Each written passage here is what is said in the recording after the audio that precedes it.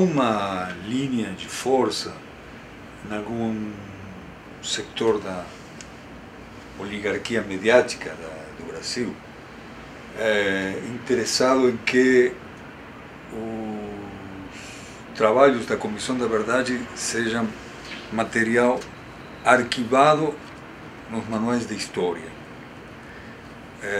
Claramente a intenção desses grupos mediáticos, inclusive o principal grupo mediático do Brasil, o Grupo Globo, é esterilizar talvez a Comissão da Verdade para convertir ela em um assunto histórico. Se quisermos fazer o contrário, se quisermos demonstrar a atualidade dos trabalhos da Comissão da Verdade, o que deveria ser revisado, por exemplo, nos programas de estudo das Forças Armadas hoje, quando vemos a experiência do que eles estudam sobre o golpe?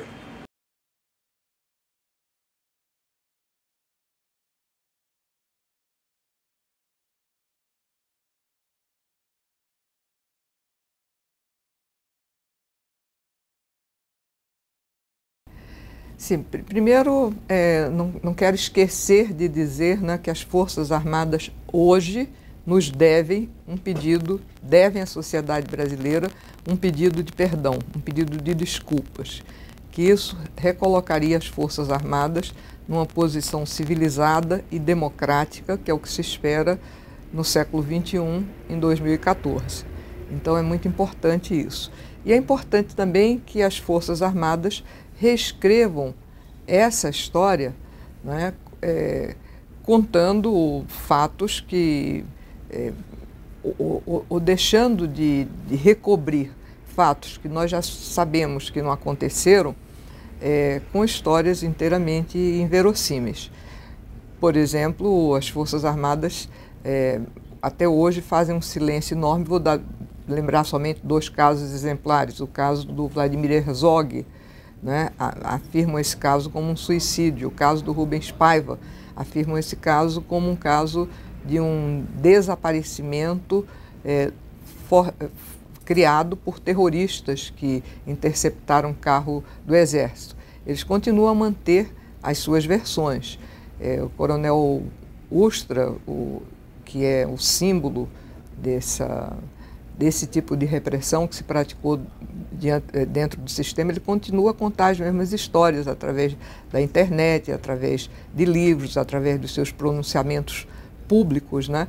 E essa história, que inclusive aconteceu, e nós vamos buscar demonstrar que houve um padrão em relação a esses casos de desaparecimentos, por exemplo, que as Forças Armadas recobriu essas histórias com uma farsa muito própria.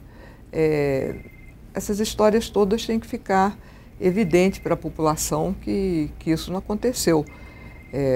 Assim como a Globo, por motivos os mais diversos e os mais oportunísticos, e motivos de mercado também, fez uma autocrítica, é preciso que as Forças Armadas também venham a público fazer uma autocrítica sobre o seu comportamento.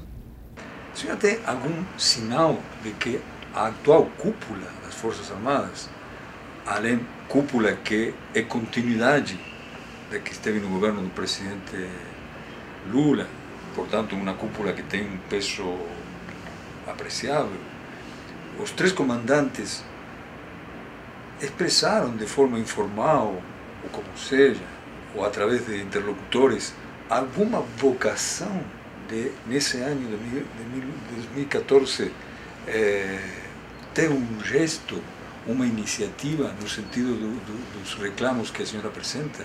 Não, nós não recebemos até hoje nenhum sinal,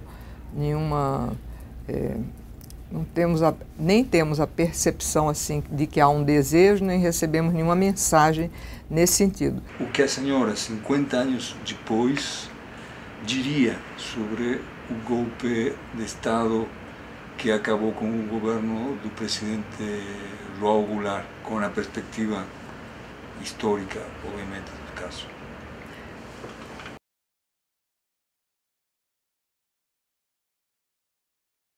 Eu acho que a revisitação, o reestudo desse golpe militar, que vem sendo já estudado há muito tempo por professores universitários, por militantes políticos, né? A reconstrução desse golpe que deixou tantas marcas, porque nós tivemos uma ditadura muito longa no Brasil, apesar de já nos ter dado, né, todos esses estudos, muitas informações, a liberação recente de documentos e, sobretudo, a possibilidade agora com esse instrumento da Justiça de Transição, que é a Comissão da Verdade, de ouvir, de construir essa história oral no país, ouvindo vítimas, nos permite enfocar outros ângulos que não estavam talvez muito sublinhados nessas análises iniciais,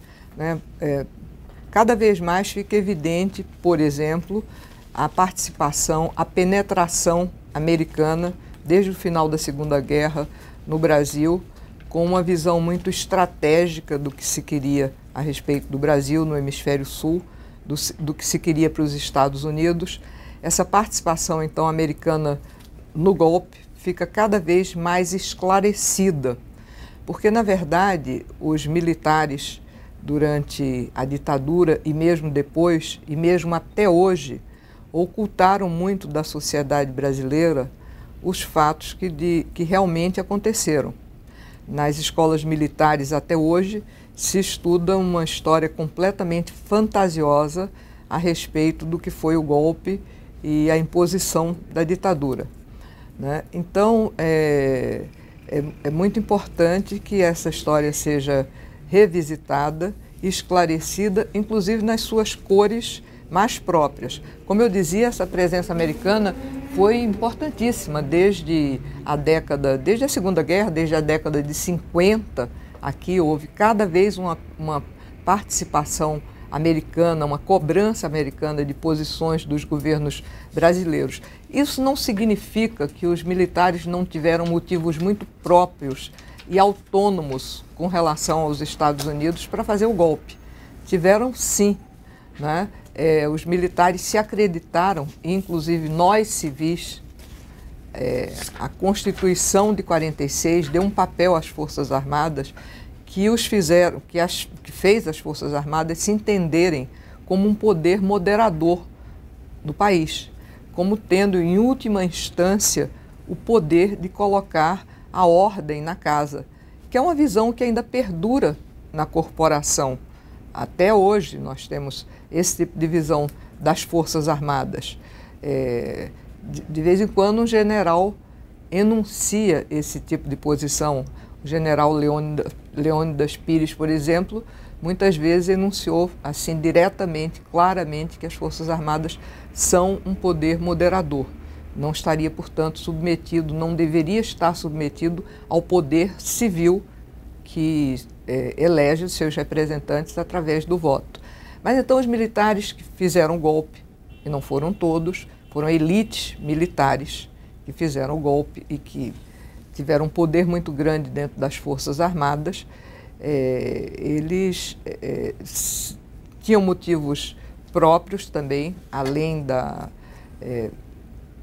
influência americana, ensaiaram esse golpe de 64 largamente. Nós tivemos desde o final do Estado Novo e quando Getúlio assume outra vez o poder, o Getúlio se suicida para evitar um golpe militar. Depois o Juscelino, não querem deixar o Juscelino assumir o governo, aí havia a gestação também de um golpe. Houve arruaças como Jacareacanga, Aragarças, que também de militares de extrema direita. Houve a tentativa de golpe também em 61, quando não se queria deixar o João Goulart assumir o governo, e afinal tivemos 64. Muitos desses militares estiveram presentes em todos esses ensaios de golpe. Tanto é assim que existe um livro um livro publicado, um estudo publicado por 2 militares, que faz até um quadro sinótico mostrando a presença dos mesmos militares em vários desses acontecimentos. Então, não podemos dizer que foi somente uma influência e uma pressão americana que levou os militares ao golpe. E eles tiveram, em alguns momentos, durante a ditadura, posições adversas, inclusive ao modelo econômico que os civis associados ao capital multinacional e os próprios americanos tentaram implantar aqui. Por que Estados Unidos liberou centenas, talvez miles de documentos sobre a ditadura de Chile, centos de documentos sobre a ditadura do Brasil e tão pouco sobre a ditadura de Brasil, desculpe, de Argentina, e tão pouco documento há liberado nos Estados Unidos sobre a ditadura do Brasil? Eu não sei se há tão poucos documentos liberados, desclassificados. Na verdade, há muito mais documentos desclassificados do que nós temos publicados no Brasil. Muitos centros de pesquisa e tudo, tanto que a Comissão da Verdade está tentando buscar mais documentos. Claro que há um núcleo de informações muito secreto que continua, que não foi liberado até agora. Nós exatamente porque não sabemos porque esses documentos secretos, mas não foram liberados. Mas há relatórios que já foram feitos diante do Senado americano, não é, que apresentam muitas informações que aqui no Brasil nós não conhecemos, sobre a quantidade de agentes da CIA que estavam, sobre a penetração mesmo dos Estados Unidos na década de 60 aqui, sobre a quantidade de agentes da CIA que nós tínhamos aqui no Brasil, que nós tínhamos no Nordeste, sobre as ações encobertas que foram desenvolvidas no Brasil, né, como foram desenvolvidas no Chile. Né, no Chile, muitas ações foram também criando dificuldades, inclusive, gerando um desabastecimento profundo. No Brasil houve desabastecimento, mas houve, sobretudo, a criação de uma propaganda, né, que hoje nós já sabemos que foram feitos filmes com apoio americano em 2 institutos, e num instituto muito especificamente no IPES, que foi um instituto muito alimentado por empresários ligados exatamente também a empresários americanos. Foram feitos muitos filmes de propaganda, de modo que até houve a população, de certa forma, acreditou nessa propaganda. Então, tudo isso foi muito articulado. Mas você perguntava por que os Estados Unidos... libera mais de outros países e menos de Brasil.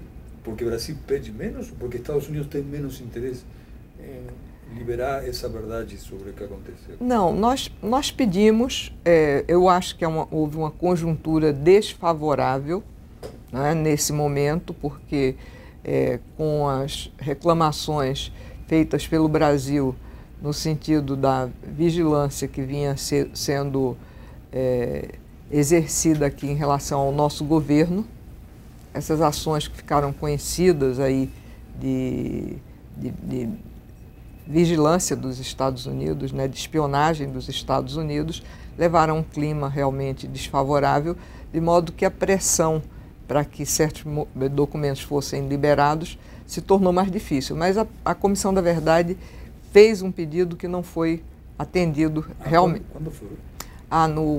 No início da nossa gestão, nós fizemos um pedido pela via do Itamaraty, nós pedimos a liberação de muitos documentos. E até hoje não? Não, até hoje não tivemos. O Itamaraty enviou isso formalmente? Enviou formalmente. De todo modo, o que eu acho importante dizer é que o que nós já sabemos sobre a participação americana já é muito esclarecedor para sabermos o quanto os Estados Unidos deram de apoio e de participação efetiva a esse golpe. Nós já sabemos que os Estados Unidos estavam dispostos, inclusive, a instalar aqui uma guerra civil.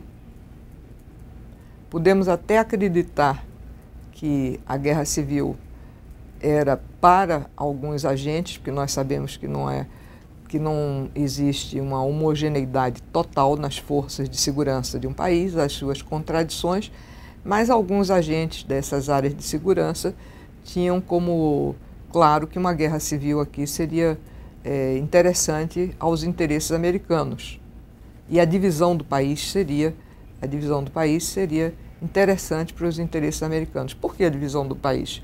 Porque quebraria a hegemonia do Brasil aqui na América Latina. Os Estados Unidos teriam muito mais poder se nós fôssemos um país dividido. Como aconteceu, acabamos de falar nisso, no Vietnã e na Coreia. A senhora caracteriza Kissinger como um funcionário americano que teve um certo grau de responsabilidade no Plano Condor? Claramente. A documentação que nós temos hoje não nos deixa duvidar disso. Você perguntava no início da nossa conversa, né, que documentos americanos nós achamos, por que os Estados Unidos não nos abrem logo essa caixa preta para que nós tenhamos conhecimento, já que tantos anos se passaram e a política americana até não mudou, mas se redefiniu em relação ao Brasil e tudo isso. Esses documentos sobre a Operação Condor, eu acho que são alguns dos documentos que nós conhecemos ainda pouco e que temos muito a conhecer sobre a participação aí do Kissinger, a responsabilidade, a cumplicidade em relação a esse terror de Estado que foi praticado e que é exatamente um aspecto muito denunciativo, né, do caráter da ditadura. É quando ela se expressa visivelmente como terror de Estado, como terrorismo de Estado, que ela mostra a sua natureza, né, que nem sempre a censura,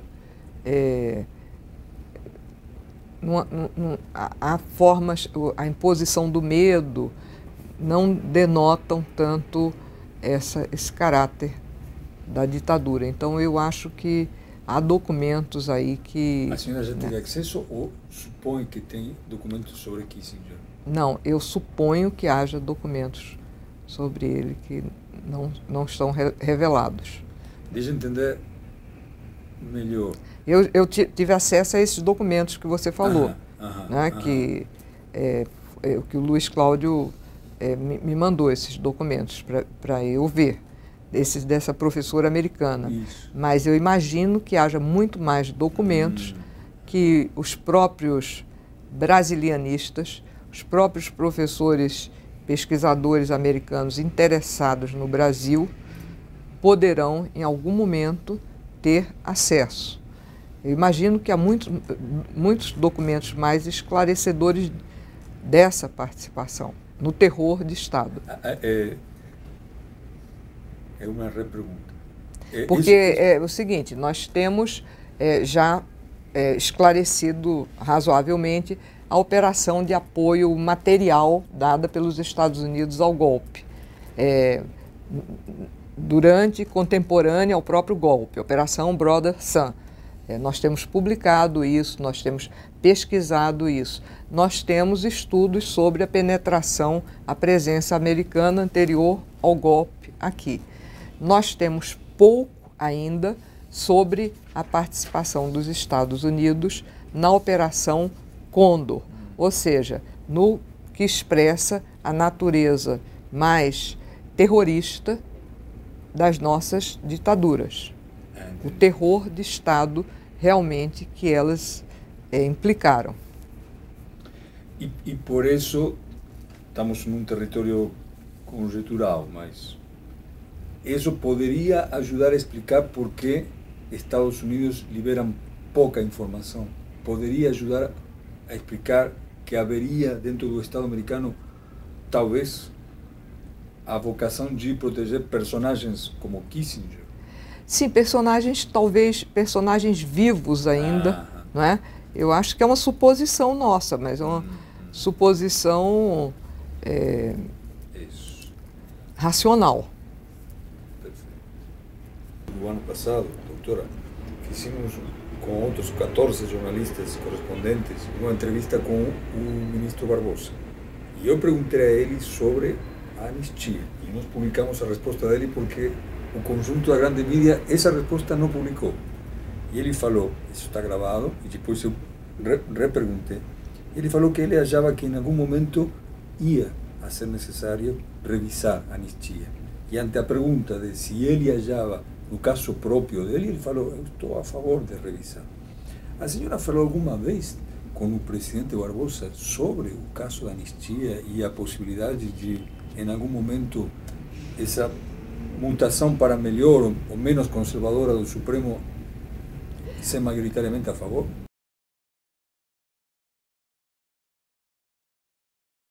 Não, nesse momento eu não vejo como adequado, sem terminar o trabalho da Comissão da Verdade, que nós, membros da Comissão da Verdade, iniciemos uma luta pela anistia. Nós não fomos constituídos enquanto Comissão da Verdade para fazer um movimento pró-anistia, embora ache... Contra a anistia.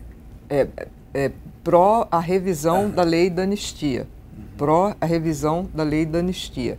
Né? Contra a auto-anistia que hoje é adotada pelo Supremo Tribunal Federal, de um ponto de vista majoritário. Mas eu acho que nós podemos nos pronunciar sobre isso, dizer a nossa posição, e acho que necessariamente nas nossas recomendações nós vamos ter que recomendar, não é? E particularmente há uma maioria de membros da comissão que maioria sobre esse tema? Maioria que acha que tem que recomendar a revisão da lei da anistia, até porque temos uma sentença internacional que entendemos que somos obrigados a cumprir, que diz que essa autoanistia não vale. A sentença da Corte Interamericana. Sim, a sentença da Corte Interamericana, que foi proposta a respeito do caso do caso do Araguaia, mas que se pronunciou, definiu, decidiu a respeito não somente daquele caso, mas de todos os outros casos, dizendo que o Brasil devia punir os crimes de lesa humanidade, os crimes imprescritíveis cometidos, que são os crimes de tortura, de extermínio, de assassinato, de execuções, né? Os crimes de desaparecimento forçado e de ocultação de cadáver. Deixa eu perguntar, não a integrante da Comissão da Verdade, sino a doutora Rosa, por sua experiência de vida, sua militância. Acha que esse 2014 seria um ano no qual o Supremo Tribunal Federal, que para muitos observadores tem sido muito omisso, poderia dar esse passo? Eu acho que vai depender muito de uma certa mobilização da sociedade. Eu acho que essa mudança do Supremo, sem a mudança dos ministros que ali se encontram, porque nós podemos ter uma mudança da posição do Supremo pela mudança dos ministros, mas nós podemos também ter uma mudança dos ministros a partir de uma posição da sociedade civil, de uma mobilização dos próprios que estão lá, de um Barbosa, por exemplo, né? De uma mobilização da sociedade civil. Eu acho que se houver essa mobilização da sociedade civil, acho que ela é mais viável no momento em que o relatório se torne conhecido, com a discussão do relatório pela sociedade. A morte do presidente João Goulart e os análises e a exumação alimentam na senhora a suspeita de que verdadeiramente por trás disso por delante disso houve uma grande mentira sobre um presunto crime de Estado? Não, hoje a exumação do presidente João Goulart exumou, como o filho dele diz, uma série de histórias também que cercavam a sua deposição. Hoje se sabe que foi empossado um presidente quando ele ainda estava no país, e se sabe que ele não fugiu porque tinha medo de um confronto, que ele não adotou a posição que o governador do Rio Grande do Sul, inclusive o ex-governador do Rio Grande do Sul, o seu cunhado, Leonel Brizola, propunha. Não foi por medo, foi por uma informação que ele tinha, né? Foi por uma avaliação que ele tinha, a partir dessas informações, que realmente havia aquela operação Brother Sun, que os Estados Unidos estavam às portas e que havia a possibilidade de uma divisão do território nacional. Minas já havia se proposto a fazer essa divisão. O governador Magalhães Pinto anunciou isso claramente.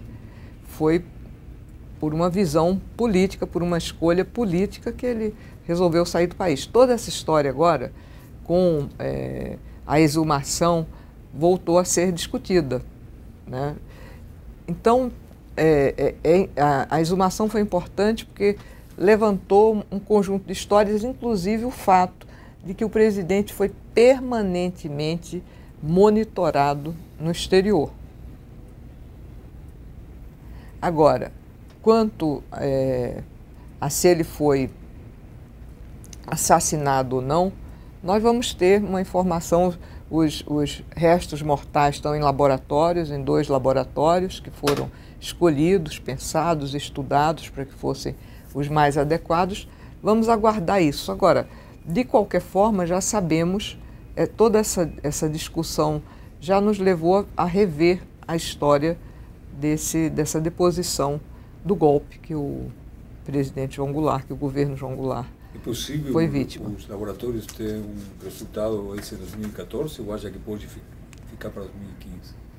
Pode ficar para 2015, sim, porque nós temos só 8, 9 meses pela frente, mas podemos também, talvez, ter esse resultado já no final do ano.